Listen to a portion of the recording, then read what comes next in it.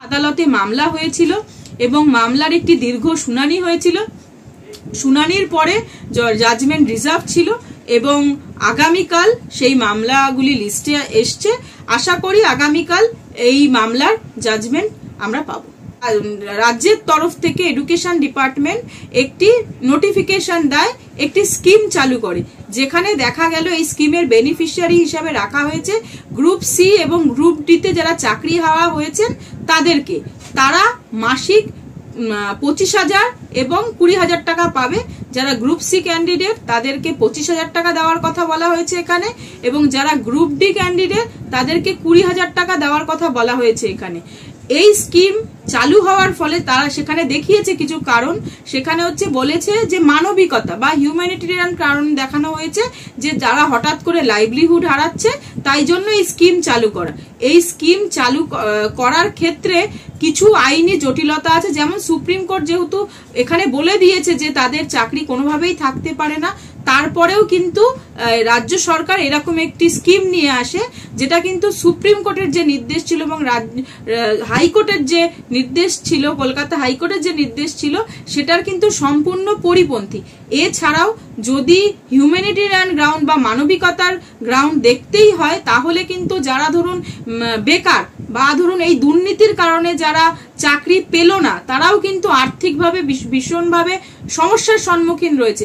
তাদের কথা কেন ভাবলো না রাজ্য সরকার? অর্থাৎ যে আমাদের কনস্টিটিউশন রয়েছে, কনস্টিটিউশনের যে রাইট গুলো দেওয়া রয়েছে এবং যে প্রিন্সিপালস গুলো বলা হয়েছে, সেগুলোর কিন্তু একদম পরিপন্থী এই স্কিম। এই স্কিমের বেনিফিট যদি এই চাকরিহারা গ্রুপ সি এবং গ্রুপ ডি পেতে পারে, তাহলে কিন্তু যারা সেই সিলেকশন প্রসেসে বসেছিল তারাও কিন্তু সেই বেনিফিট পাওয়ার যোগ্য, অর্থাৎ তারা মাসিক যে টাকাটা দেওয়া হচ্ছে সেটার পাওয়ার কিন্তু তারাও যোগ্য।